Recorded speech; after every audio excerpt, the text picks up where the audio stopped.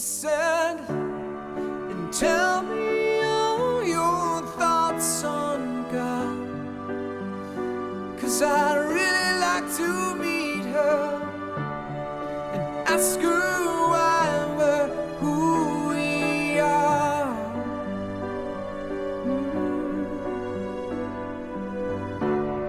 And tell me all your thoughts on God, 'cause I'm on my way to see her.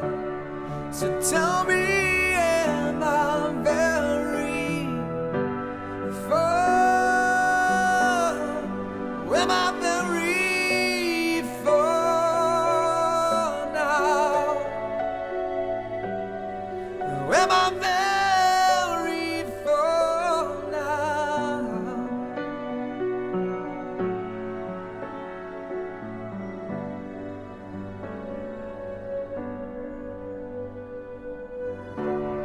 And tell me all your thoughts on God, 'cause I'm on my way to see her. So tell me, am I very far? Am I very far now? Hey Owlets, how y'all doing? Well, I guess this will be a Sunday when I upload this. That's the plan anyway. So I recently decided, when I came back and decided to do more YouTube videos, I decided I was going to go back and revisit a lot of the older videos that I have done in the past. Some of the stuff from when I first started hooping, stuff like that, I'm still gonna leave up. Topic-wise, I think there's a lot that I can give you guys a better content now, and also just a little more flow now that I know what I'm doing when it comes to editing and stuff like that. So, and also with YouTube changing a lot, I want to make sure that a lot of my subscribers now can actually see and view a lot of these videos, whereas before, it might be harder to find those things. I also want to kind of cut down on my stack of videos, if you will, because it's getting difficult for my phone and stuff like that to load my whole channel. So we're definitely gonna have to fix that. Oh yes, we do. But this is gonna be something for the newbies, if you will. It may be something for some of you who have been in the craft or involved in some sort of practice for some time, just as a fun little story. So this is just gonna be a one-on-one sit down and chat, and I hope you guys enjoy. I see you, and I hear you, and you can quit being such a creep. I totally saw somebody standing in the doorway, peeping their face in, and I thought it was one of the guys. Nobody's there. One of the guys is asleep, the other one's taking a shower apparently, so... The Phantom! I warned you to leave the island. Now you will pay! So, I titled this video Where It All Started because I love hearing about how different witches, how different people came across paganism, came across witchcraft. I'm a millennial, and I think that I have a lot of similarities with people my age or people in my generation grouping, if you will. And I think that a lot of us have similar stories, yes, but I also find it fascinating how they differ in ways. Some of us found witchcraft through relationships. Some of us found witchcraft through study. Some of us found witchcraft through trauma. I think this is something that is really fascinating. I wanted to share again with you guys and kind of give you a better step-by-step or roadmap, if you will, as to why I started practicing and why I continue to. So let's just jump right into this, shall we? I have my book of mirrors here, so let's get comfy and spill the tea. Pour the tea. I've always been a strange child. I think the real witchiness, what makes somebody really witchy, is that they come across, as Devin Hunter calls it, in his book series, The Witch's Power. If you haven't read that book, by the way, I highly suggest it. But looking back on my life as a child, there's a lot of witchiness in it. And I didn't necessarily understand what it was. Hell, some of it I still don't fully understand. And I think that's what really holds witchcraft to high esteem for a lot of us today, is that it's not an exact science. It's a craft. It's an art. But basically, when I was a kid, I used to have different strange experiences, like shadows. I used to live out in the middle of the woods, honestly, seriously, out in the middle of the woods in Ohio. And I would often see shadows, my size, shadow people, darting in between trees. I've always heard voices since I can remember. I know, y'all, I'm admitting this in public. I hear voices. Ghost stories. They didn't always scare me. They used to fascinate me to no end. I mean, yeah, sure, a lot of it scared me. Don't get me wrong. I didn't understand it, and what we don't understand usually scares us. But these are things that I've experienced most of my life. Never really knew that it had any connection to anything. I've also always loved nature. I've always loved being outside. I've always loved the beach, the forest, being out in nature, climbing trees. That's always been my thing. Literally grew up in the backwoods of Southern Ohio here. Ran around barefoot, I also found that there were labels, there were terminologies that I understood, but that I never really realized were a thing outside of my mind. For example, reincarnation. My family was never very religious. At least my immediate family was not very religious. We didn't go to church every Sunday. I knew what a Bible was. I had been to church, but it wasn't a religious, ritualistic thing that happened in my household as a child. So heaven, hell, Christianity, it was a thing I was taught. It never really resonated with me. And as a child, I used to believe, and not really fully understand it, but I believed in polytheism. The fact that there are, at least, maybe not gods per se in nature, but that there are spirits in nature. I found that things exhibited life to me even before I knew it was true. Plants, rocks, trees, clouds. I know every rock and tree and creature has a life, has a spirit, has a name. That whole hippy-dippy shit. But also more complex theories like reincarnation. I didn't have a word for it, but I've always felt that reincarnation, or the fact that we can come back as another living thing after we pass away, that's always resonated with me. As well as numerology. It's super weird and hard to explain, but I have my own system. And I never realized that these were things, again, that existed outside of my head. I always thought that this was my imagination, this was a way I played, this was just something I thought of. Even before working with spirit, if you will, if that's what you want to call it, dead people, as I like to call it, dead people would make themselves very known to me. And I feel like I've always kind of attracted their attention, especially when I was younger, more so when I was younger. I can remember people being in my parents' room. I used to be terrified of sleeping in my own room in the dark, because for me, and I think it has something to do with my mind being more open, A, at night, and B, in the dark, I used to see and hear things, I still do see and hear things a lot easier at night than I do during the day. This is another reason why I'm making this video, because I'm starting other roads that I feel will connect everything for me. But I digress. I can remember situations being in my parents' room, sleeping, and seeing people in the room trying to have conversations with me.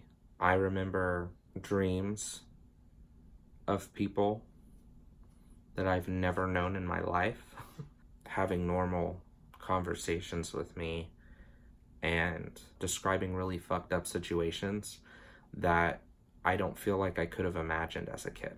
And oftentimes, even now, I look back on some of these situations and I feel like I'm crazy. I feel like that was really a big like push in the direction that I was going with witchcraft as well.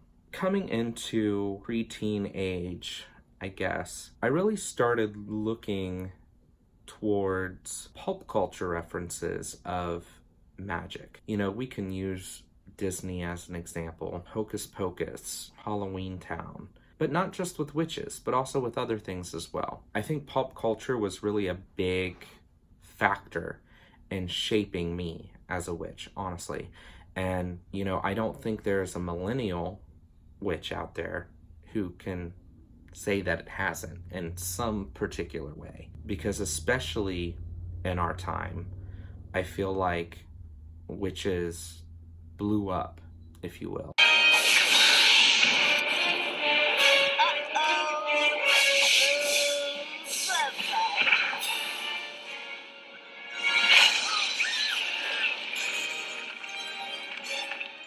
You know, there's always been witches in pop culture, like with Bewitched and The Wizard of Oz. But you have to realize that these witches not only existed after we were born, but more were created, you know, in pop culture. More popped up. Not just witch references. Ferngully, talking animals, stuff that reinforced things that I already believed in. The Lion King was very significant for me. All of these things kind of piling. And then I found out about witch history. I read about it in Hogwarts, a history. Specifically, the Salem witch trials. This is terribly uncomfortable. So, I have a birthmark on my chest. If you guys don't want to see, then look away. But I have a birthmark right there. Wow! Can you turn them around, Harry? No, Colin, get out of the way. That apparently was a big significance during witch trials, you know, which a lot of us knew that if you studied into it, witch marks, if you will, that sort of thing. I remember being at my aunt's house, and we used to go to my aunt's for Christmas, for Halloween, just different holidays. We would travel to her home, and we would, you know, hang out with the cousins, and we would all go out trick-or-treating or whatever. I remember changing into my Halloween costume. At least I believe it was Halloween. I may have just been changing. But somebody was at her house, and this woman pointed out my birthmark and made comments about it being a witch's mark. She made this huge deal out of it. We have found the witch! May we burn her? I found it fascinating. How's it? Like, I was scared of her because she was kind of crazy. But the fact that it was a witch's mark fascinated me. I didn't think I could be a witch. I was a boy. I didn't think witches existed. I was always told that things like that didn't exist. This woman thinks witches are real. Keep in mind, I'm maybe 10, 11. I look into this. My parents sit me down in front of a show about the Salem witch trials, and I learn about those.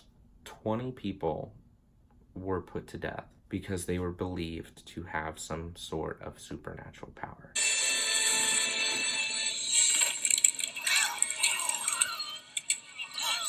And so I looked even deeper into it. I know, it's a morbid story, right? It's really more morbid now that I think about it.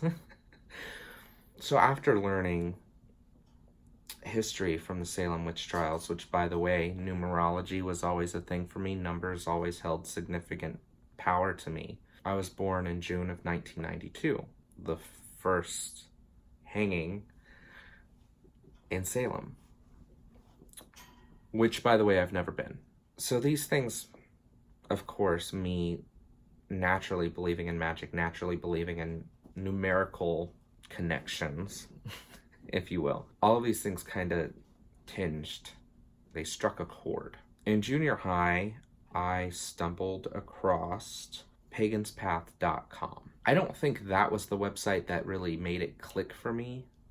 I actually think I was looking into making a Hocus Pocus book or something like that, and I found links to spells. You know, those crazy websites that one finds for black magic, white magic, green magic, purple magic, those links. And there are like, it's just a forum of spells that people find, and there's those spells that people wrote like years ago that still circle around, like the one of my favorites is the glamour spell from The Craft.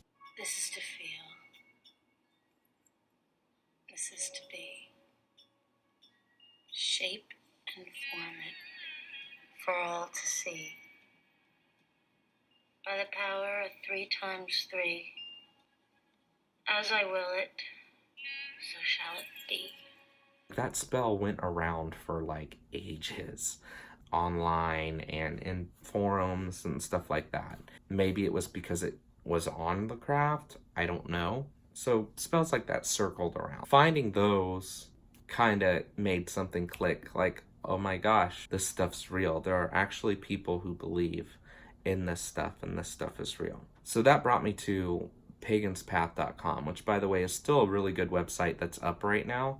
And if you are just interested in, covering your basics again, if you're first getting started, I always point people to this website because it was actually created by a teacher who is pagan. All of the articles on the website and everything are really easy to read, and it's just one of my favorite 101 websites to go to, and it's free. A plethora of information. I remember studying the details in this website religiously, honestly. Like, I was so fascinated by the fact that this was a thing.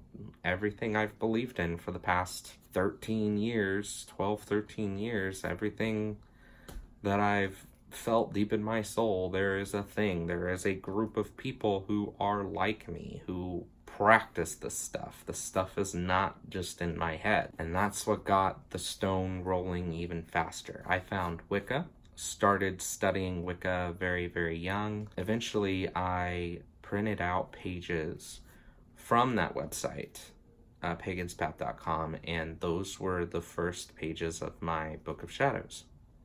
Kind of like a workbook, if you will. I had pages printed out and questions, notes, stuff like that, all in a 3-ring binder. It was really, really cute. I'm just saying. And I started writing my own rites and rituals and stuff, but I never performed them. There's a lot of articles out there for people who are first getting started. What Wicca isn't. What witchcraft is not. I printed out the what Wicca isn't. And there was another article that she had on the website, like a guide for children and a guide for parents. And like the guide for children, it was like a guide for like if you're underage and if you're wanting to get into the craft and that sort of thing. And which is really great. I loved it. It offered really good advice. Like if you're wanting to start studying or practicing, be honest, talk to your parents, all that stuff. And I took that so literal. Like, I printed out the article, What Wicca Isn't. I took everything to my mom and I sat down with her and I said, Mom, and I slid her the pages and I said, I want to do this. This is something that I really want to do. And I think this is perfect for me. And I think that this is going to make me very, very happy. And of course, she wasn't having it at first. Even though we weren't a religious family, she took a very religious, kind of standoffish point of it. And she told me, you need to look into other religions. Okay, sure, why not? I looked into Buddhism, Judaism. I was trying to read the Bible. I was looking into all these other things. I learned a lot, but a lot of it didn't float my boat like Wicca and witchcraft did. Now, of course, there were other talks with my mom and my parents, and mom eventually said, okay, well, you're just not going to practice in my house. You're not going to bring that in my house. It's nature worship anyway. I'll do it outside. And that's what I did. I ended up writing my first dedication ritual, and I did it under a tree in the backyard, and it was great. I eventually got to the point where I was making my own money from doing yard work around the neighborhood, and I bought my first book about Wicca, which was Scott Cunningham's Wicca, A Guide for the Solitary Practitioner. And I still have that book, and I still reference it every now and then, and I love it. Let me point out that I believe Wicca is a very, very, very good stepping stone. A lot of people nowadays are like, ew, Wicca, and there's a lot of bad connotations towards Wicca because in ways, Wicca is the name. It was the umbrella. It's an umbrella term anymore. I mean, there are so many traditions of Wicca. A lot of people steer away from it now because it's still an organized religion. There are some bad connotations towards Wicca itself because of some of the bigwigs of Wicca, some of the historical track records of why Wicca became so mainstream. Totally agree with them. At the same time, I have to look at my roots and I have to appreciate Wicca for what it was for me, which was literally a black and white hard copy evidence of something that I believed in being an actual thing with other living beings other than myself. If you're a Wiccan, you're following the read, and that's it. You know, if you don't follow that read, you're not inherently a Wiccan. So there were rules. There was how to, the whole year and a day. It's stepping stones for me. That's how I describe Wicca. And that's exactly what I used it for. I got into Wicca not thinking that I wasn't going to be a Wiccan in the future. It's my foundation, as it is a lot of people's foundation. And I think it's because the information is so readily available, especially now. Which is also why I don't get so hurt when people call me a Wiccan. And I definitely self-identify as a witch, for and foremost. But a lot of my tradition and a lot of my practice still is rooted in a Wiccan foundation.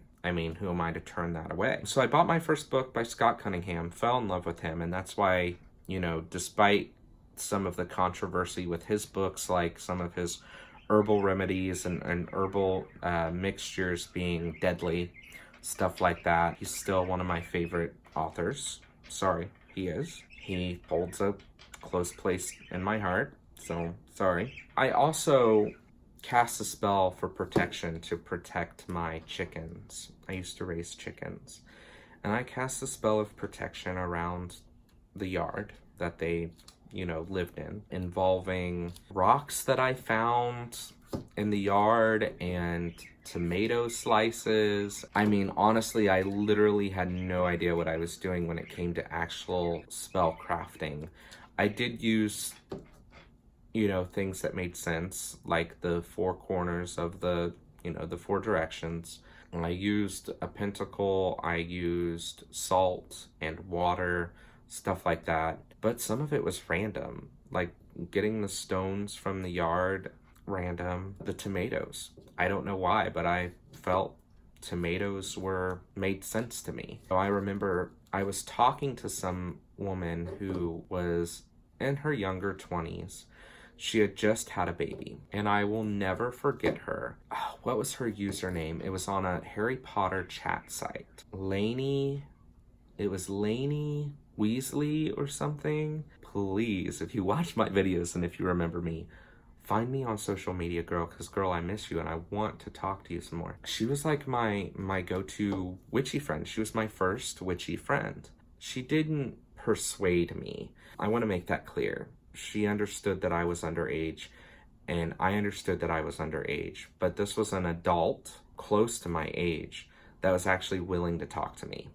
A lot of times when you're underage and you're trying to get into a different religion or you're studying things like this, a lot of adults won't deal with you. Understandably, because you're not their kid, you know, you're not their family, so somebody could get in a lot of trouble talking to you about things like this. But Lainey was really awesome, if that's her real name. We're gonna call her Lainey. She offered me advice when I asked for it. She explained things when I asked questions. She was awesome. And I remember writing the spell, and I was going to her before I cast it, and I said, you know, I wrote my first spell and I really want to try it, and I explained it to her, and she's like, tomatoes? Really? And I was like, yeah, tomatoes. You know, I was so ready to go. She's like, that's really interesting. I said, oh, you don't think it'll work? She's like, no, I didn't say that. It's just interesting. She said, but if you feel right, do it. And I did it. And So basically I was protecting my chickens because there were stray dogs that were picking them off, or animals or something picking them off. I cast that and I never had problems. Never had problems again. Yeah, and I was ecstatic. I was so ecstatic. I had it written down and I threw it away. I think later on down the road, as I got into more heavily involved in Wicca, I think I was like, tomatoes don't make sense. Da da da da da da da. Sooner or later, as I got into high school, my friends started getting interested in it too. So they were asking for resources, websites, books, stuff like that. Just a few of my friends. Shout out to Mark. Hey girl. We started going to my first witchy store, which was called A Journey Within. It was in Portsmouth, Ohio. It was this beautiful, I remember they had an upstairs that you could go to, and it was like a little nook room. Like they had chairs and sofas and books just everywhere and art, and it was just amazing. And then like towards the back on the first floor, they had like classes and stuff. I'll have to show you a picture of some friends and I in this store. It's currently closed, I think. I think they closed it recently, which broke my heart, which led me, as my friends started getting into it as well, and as I started meeting new people in high school, led me to my first quote-unquote coven. She's a lot like you. The dangerous type. She's a lot like you. The modern home type.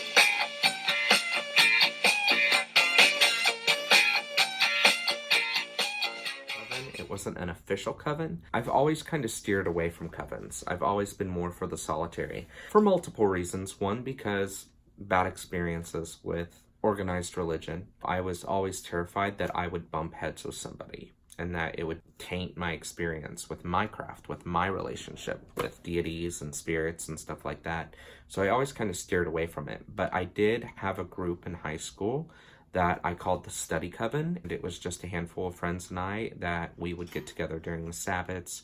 We would do a circle. It wasn't like a strict, like, you have to do this sort of thing. Do you want in, or do you want to leave the circle? Because just tell me right now. Why does it always have to be that way with you, Nancy? Because that's the way it is. And eventually it did end. We kind of broke away, but it was always, it was all on good terms. It was never super dramatic, nothing like that. It was a really great experience. Then I found Ananas, which was an awesome spiritual temple in Chillicothe, Ohio. That's actually right around that time that I found Ananas was when I started my YouTube channel. I have a really good friend, Lynn, who I met through Ananas. Hi, Lynn, if you still watch. Gorgeous, gorgeous place. It was a temple. They held fellowships on Saturdays that were non-path specific. But then, of course, during the solstices and stuff, they had pagan gatherings, stuff like that. They even started a pagan pride in Chillicothe there for a while, which actually turned into a really big thing. And I loved going to. I went to that almost every year that they had it, except for 1 year. I think I missed it. So that was my home away from home after A Journey Within. I mentioned I got into YouTube, and that's kind of when my experience exploded. I learned a lot of new things from you guys here on YouTube, and I still learn every day from YouTube. Charming Pixie Flora was one that I absolutely loved. And, everybody that I meet on YouTube kind of shapes me in a way because I learn from everybody. So it's great. After moving to Columbus and having new experiences with Black Rose Witchcraft, which I'm still involved in, I need to catch up. You got to pay for the programming, so it takes me some time. Nothing wrong with that. I've never officially had a year and a day program, but that's why I decided to do Black Rose Witchcraft, because it's something on paper. It's official, if you will. So, but I think my knowledge is past a year and a day, but still there's some things that I'm learning how to do. There are things in witchcraft that you just can't teach yourself, that you have to practice, that you have to have somebody literally, explain how to do. So I'm very grateful for that. But since my practice has kind of changed as far as that goes, I've done a rededication to my matron and my patron. It's going really, really well. I just want to kind of put a hand out to anybody, even if you're a kid, if you're 13, if you're an adult, if you're wanting to start your craft, if you're interested in walking along this path, and if you're not sure where to start, feel free to reach out to me. I always list my email down in the description box. Follow me on social media. I can't answer every question, but even if it's a question that I've made a video on, at least I can point you in the right direction of a video that I've made to help you with that, to explain that better. As long as you're sincere, I'll be the same way to you. So feel free to email me, comment down below. If you're a YouTuber and you haven't made any YouTube videos on how you got started in your craft and what really made you kind of jump into the path, make a VR, because I want to hear about it. And I think it inspires a lot of us, especially those of us who aren't seasoned in the craft. And, I think it's important to realize that if you are starting out, or even if you have been in it for a while, like me, we're always learning. With that, I hope you guys enjoyed this little story time, a little chat, and I want to thank you for hanging out so long with me. Blessings. Have a great rest of your week.